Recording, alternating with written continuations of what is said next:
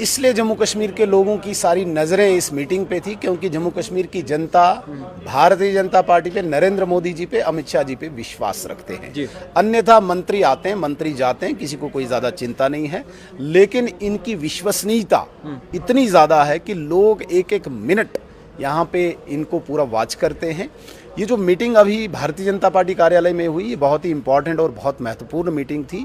पिछले एक साल से जिस प्रकार से सुरक्षा की परिस्थितियाँ इस पहाड़ी बेल्ट में और इस बॉर्डर बेल्ट में चुनौतीपूर्ण बनी हुई है, चैलेंजिंग बनी हुई है, तमाम विधायकों से फीडबैक लिया है, जानकारी ली है और ये आश्वासन दिया है कि इस आतंकवाद को रुथलेसली ध्वस्त किया जाएगा, कुचला जाएगा, इसका सपोर्ट स्ट्रक्चर, इसका ढांचा जो है उसको भी ध्वस्त किया जाएगा।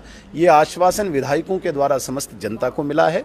सिर्फ इतना ही नहीं, वक्फ अमेंडमेंट बिल 370 और स्टेटहुड के नाम पे जिस प्रकार से असंवैधानिक, अनकॉन्स्टिट्यूशनल तरीके से एडजर्नमेंट मोशन, बिल या रेजोल्यूशन नेशनल कॉन्फ्रेंस की सरकार लाना चाहती है, इस पे भी हमें मार्गदर्शन मिला। चूंकि नेशनल कॉन्फ्रेंस की सरकार हर फ्रंट पे फेल हो रही है, जो इन्होंने प्रॉमिसेस किए थे, जो इन्होंने वादे किए थे, उन पे फेल हुए हैं और ये ध्यान भटकाने के लिए स्टेटहुड को ला रहे हैं, ये 370 के इशू को ला रहे हैं, एडजर्नमेंट मोशन ला रहे हैं। इस पर भी हमें आदरणीय गृह मंत्री जी का मार्गदर्शन मिला कि किस प्रकार से आपने जनता की आवाज़ बन के सरकार को हर फ्रंट पे घेरना है। ऐसा सभी मुझे लगता है कि विस्तार से चर्चा हुई। अच्छा सर, एक और अहम सवाल है, वक्फ अमेंडमेंट बिल के बाद पहली बार जम्मू कश्मीर का दौरा किया होम मिनिस्टर अमित शाह जी ने, क्या कुछ इस पर बातचीत रही, क्या कुछ आपसे वजाहत हुई? देखिए, वो वक्फ अमेंडमेंट बिल जो है वो अधिकांश मुस्लिम समाज के लोग उसको स्वागत करते हैं, उसका वेलकम करते हैं और आपने देखा होगा जगह जगह लोगों ने मिठाइयाँ बांटी और एक भूमि हड़पने का एक नेक्सस जो था उसको कम से कम हैमर किया गया है। जम्मू कश्मीर में ये कन्फ्यूजन ना हो, यहाँ पे मुस्लिम मेजॉरिटी स्टेट है, मुस्लिम समुदाय के बीच में एक कन्फ्यूजन न फैले, इसलिए वक्फ अमेंडमेंट बिल के लाभ हम लोगों तक पहुँचाएँ। किसी भी मुस्लिम रिलीजियस प्लेस, मस्जिद हो, दरगाह हो, कोई प्रार्थना का स्थान हो, ऐसे किसी भी स्थान को इस वक्फ अमेंडमेंट बिल से कोई नुकसान नहीं है।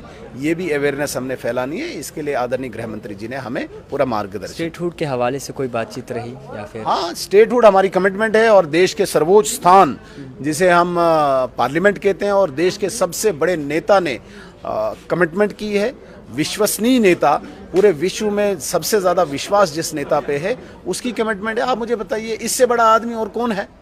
उमर अब्दुल्ला को क्या चिंता है स्टेटहुड की? भाई तुमने बिजली बोली थी, बिजली दे दो, सिलेंडर बोला था, सिलेंडर दे दो, नौकरियां बोली थी, नौकरियां दे दो, पेंशन बोला था, पेंशन दे दो, राशन बोला था, राशन। स्टेटहुड, स्टेटहुड कौन मांग रहा है तुमसे? स्टेटहुड, स्टेटहुड मांग रहे हैं भारतीय जनता पार्टी से जम्मू कश्मीर के लोग, और जिन कश्मीर के लोगों को आप मूर्ख बनाना चाहते हो वो कश्मीर के लोग भी भारतीय जनता पार्टी से ही स्टेटहुड मांगते हैं। उमर अब्दुल्ला साहब, तो इसे कोई स्टेटहुड नहीं मांगता है, आपको प्रॉब्लम है उमर अब्दुल्ला साहब।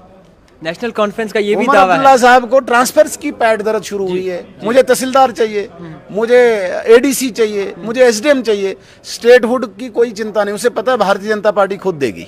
अच्छा सर, एक और सवाल है, जिस तरीके से आगा सईद रूहुल्लाह मेहदी की बात करें, उन्होंने भी पार्लियामेंट में इस बात का दावा किया कि जब वक्फ अमेंडमेंट बिल पास हो रही थी उनको वक्त नहीं दिया गया बोलने के लिए। देखिए, एक पार्लियामेंट रूल्स पे चलता है, नियम पे चलता है, हर पार्टी को अपना अपना टाइम फिक्स किया जाता है, जैसे विधानसभा में भी टाइम फिक्स किया जाता है। अब नेशनल कॉन्फ्रेंस के हिस्से में कितना वो टाइम आएगा? 543 मेंबर, 3 मेंबर्स की पार्टी, उसमें भी कोई छुट्टियां मनाने अब्रॉड चले जाते हैं, कभी वो टाइमली वहाँ पार्लियामेंट में होते नहीं है, तो अचानक ही आप बोलोगे कि नहीं मुझे बराबर टाइम मिलना चाहिए, एक बहुत बड़ी पार्टी के बराबर टाइम मिलना चाहिए, वो नहीं मिलेगा। आगा रूहुल्लाह साहब बहुत बड़े एक पार्टी के बहुत बड़े नेता नहीं है, कोई विपक्ष के नेता नहीं है, या पीछे 100 लोगों के एमपी उनके नहीं है, वो आसरानी की पार्टी है, कुछ इधर कुछ उधर, तो पीछे कुछ नहीं, तो वो आसरानी की पार्टी के एक सांसद हैं, उनको जितना टाइम मिलेगा उतना ही मिलेगा, उनके जोर जोर चिल्लाने से टाइम एक्स्ट्रा नहीं मिलेगा। आखिरी सवाल है, मजबूर जरूर है मगर कमजोर नहीं, एनसी के लीडर्स का कहना है, हाल ही में मीटिंग के बाद आया सामने। हमने कहाँ बोला आप कमजोर हो, आप बड़े ताकतवर हो, हमने थोड़ी बोला, लेकिन इतनी बड़ी ताकत आपके पास है कि आप एक तहसीलदार, एक एसडीएम की ट्रांसफर से घुटने टेक देते हो, जो आपके डोमेन में नहीं आता उससे आप घबरा रहे हो। भाई आपके पास जो डिपार्टमेंट्स हैं उसमें आपने क्या किया, पीएचई में आपने क्या किया, पीडब्ल्यूडी में आपने क्या किया, हेल्थ में आपने क्या किया। आपको परेशानी हुई है कि लॉ एंड ऑर्डर में जो ऑफिसर्स उस जुमरे में आते हैं उनकी ट्रांसफर्स नहीं हुई, इसलिए हम बड़े ताकतवर हैं। वो आपकी ताकत तो दिख रही है हमें।